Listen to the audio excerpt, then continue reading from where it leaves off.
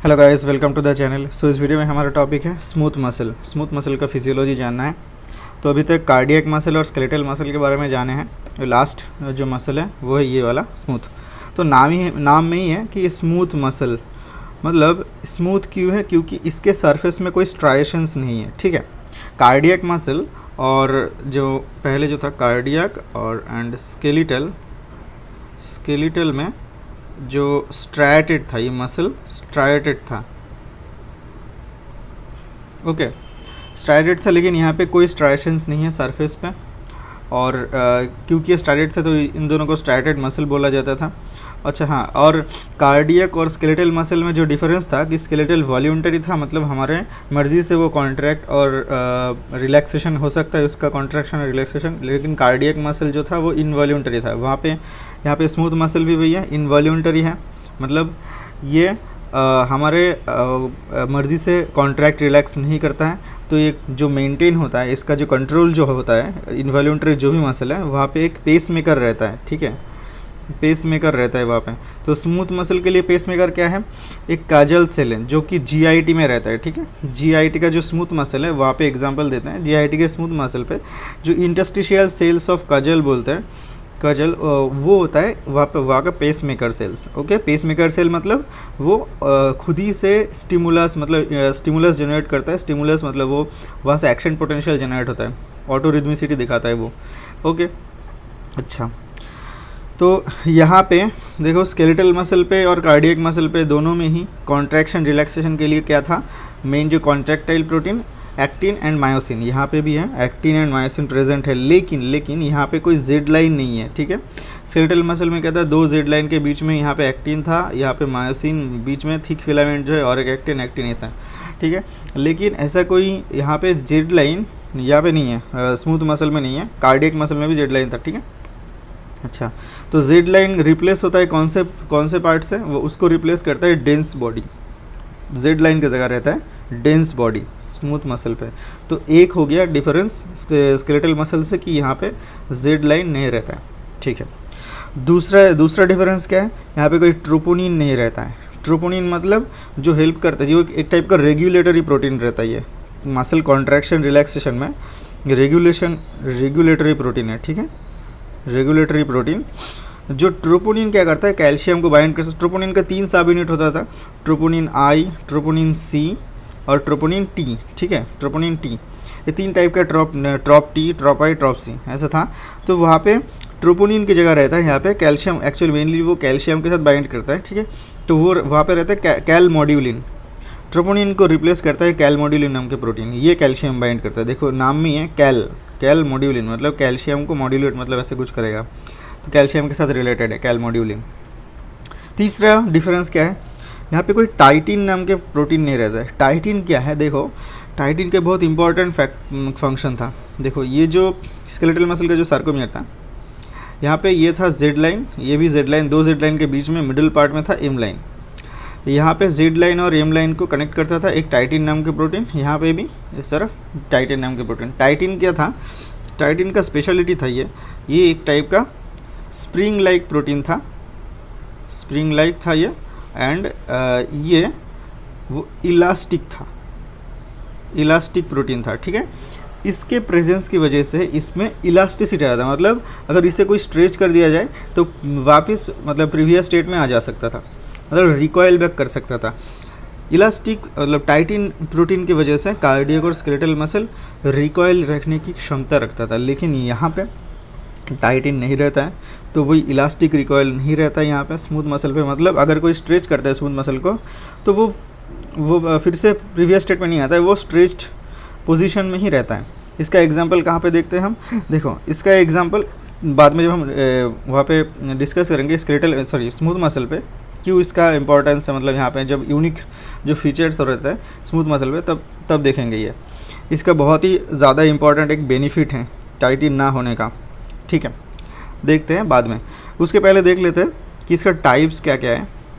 Type से mainly 2 type का होता है, जहाँ पे एक तो जहाँ पे गैप जंक्शंस रहता है और दूसरा जहाँ पे गैप जंक्शन नहीं रहता है। गैप जंक्शन के प्रेजेंस और एब्सेंस के ऊपर डिपेंड करके 2 टाइप के स्मूथ मसल होता है। ओके, स्मूथ मसल दो टाइप के होता है depending on presence of gap junction. Okay, तो गैप जंक्शन क्या चीज़ होता है?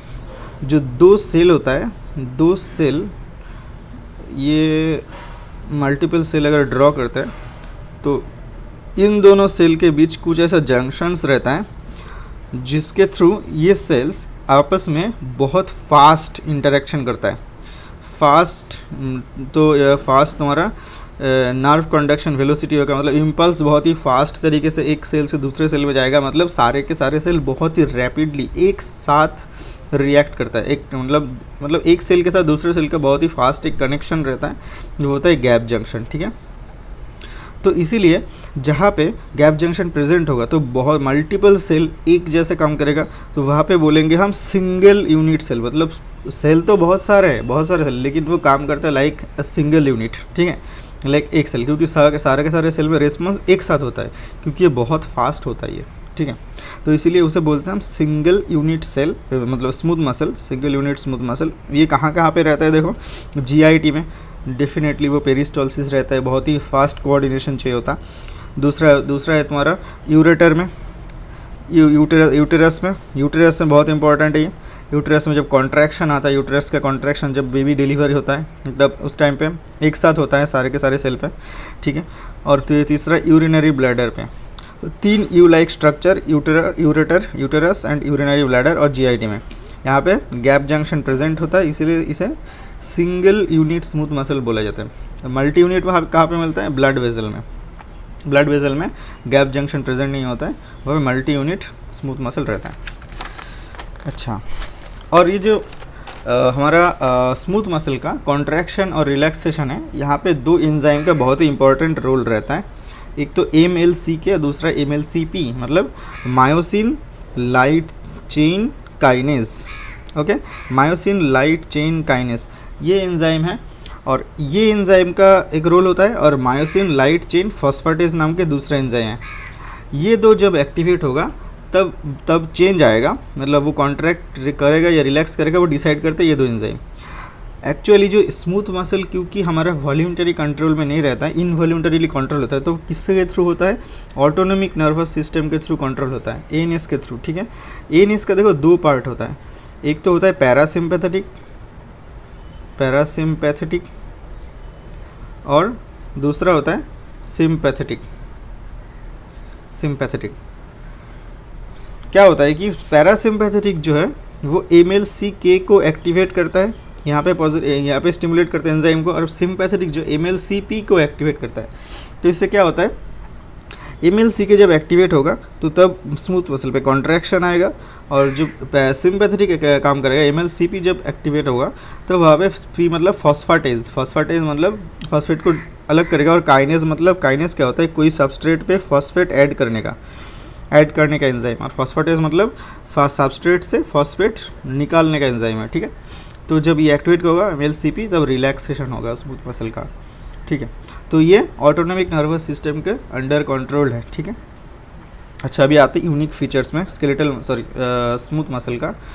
क्या यूनिक फीचर? पहला जो था वो टाइटिन नहीं था। अच्छा, वही पार्ट का भी कंटिन्यू कर रहे हैं कि टाइटिन नहीं था। टाइटिन नहीं होने की वजह से क्या फ़ायदा आता है? इसके यूनिक सी फीचर क्या आता है वो देखो, वो होता है प्लास्टिसिटी मतलब प्लास्टिक को क्या अगर स्ट्रेच करोगे तो अगर प्लास्टिक अगर ऐसा है, कोई एक प्लास्टिक का बैलून है, उसको अगर कोई स्ट्रेच करेगा ऐसा तो इसी स्टेट में ही रहेगा, वो रिकॉयल बैक नहीं करता है प्लास्टिक। ठीक है, तो इसे बोलते हैं प्लास्टिसिटी, मतलब क्योंकि इलास्टिक रिकॉयल नहीं होता है, टाइटिन एब्सेंट होने की वजह से कोई इलास्टिक रिकॉयल नहीं होता है, तो वो स्ट्रेच पोजीशन में ही रहता है। जैसे यूटेरस ड्यूरिंग प्रेगनेंसी, मतलब जब प्रेगनेंसी के टाइम पे जब फीटस ग्रो करता है तो उसके लिए ज़्यादा स्पेस चाहिए होगा, मोर स्पेस।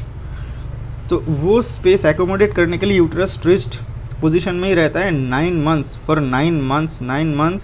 और 7 डेज़ के लिए यूटेरस स्ट्रेच्ड पोजीशन में ही रहता है।